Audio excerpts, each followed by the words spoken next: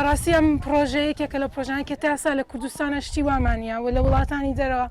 شێوازی ینی قادرمەی پیانۆیەکێکە لەو ئیشانەی کە زۆر دیارە لە زۆرینەی وڵاتەکانە هیوادارم بتوانین کە جیاوازێک بێنینە ناو کوردستان و کوردستانی ژێر وڵاتەکانی تر لێ بکەین. یەکێکە لەو پرۆژە کۆمەڵایەتیانە کە زنجیرەی پرۆژەی کۆمەڵایەتیشمان هەیە دەبێت لەلایەن بیرۆکەی ئەو لاوانەوە بێت کە بەشداری ئەکەن لە خولی ڕاهێنانەکانمانە لەگەڵ ئەو ڕاهێنەرە بە ڕێزانەی کە سەرپەرشتیارەکەن و ڕاهێنانیان پێدەکەن.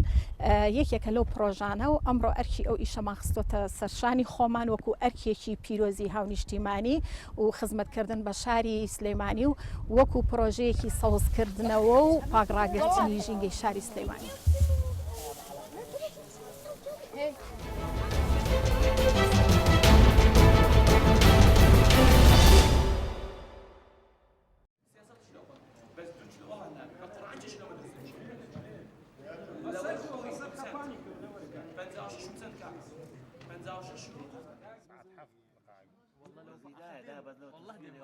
ئەمڕۆ یەکەم ڕۆژی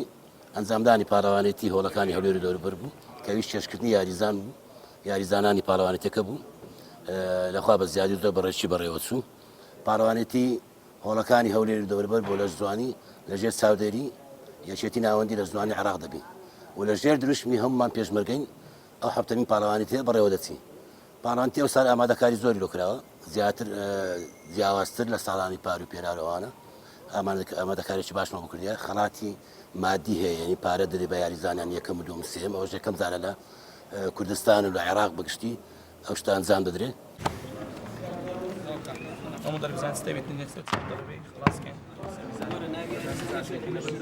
ئەمڕۆ تەنها کردداری چێشکردن و ناونووسینی یاریزانەکان بوو بەیانی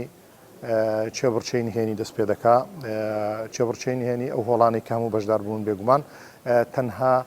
لە کۆی ئەو بەشدار بووانە کە نزیکەی سی هۆڵک دەبێت 11 کێشە تەنها 6 یاریزان دەستنیشان دەکرێت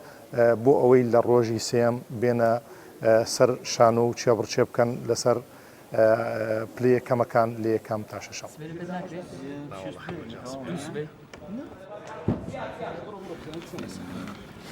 من وەک یاریزانێک ئەوڕۆ هاتووم وەزنم کردو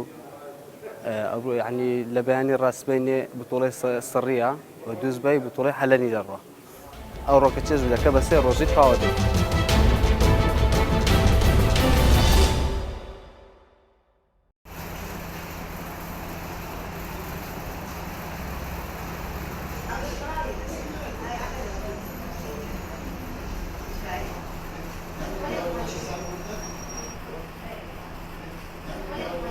از هادي دبخو برشاف كوب كرم يد طبي بس سحكم يد برشاف كت يعني يدروجي شتر نقول شافتها تاثير اخونينا بس يدروجي بكره ما درسته.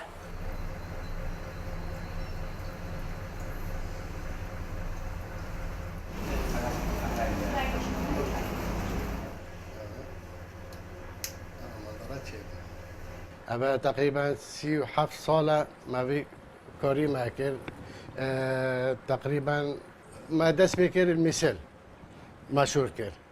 وبيشنجي أما تدوكي ما صلاة حفتي ونه وقت ما مشهور كر منظري دفئكي مشهور كر ممارس صلاة حفتي ونه حتى بيقاوي مشهور كان في كاري يدبري طبعا منظره كم أمشيت كان يعني نوكي بيقاوي بقى متطور بت يعني اجبار تكنولوجيا اجبار انترنت اجبار موبايل شوفي توزع بن وبرا بتر في قبي منظره كان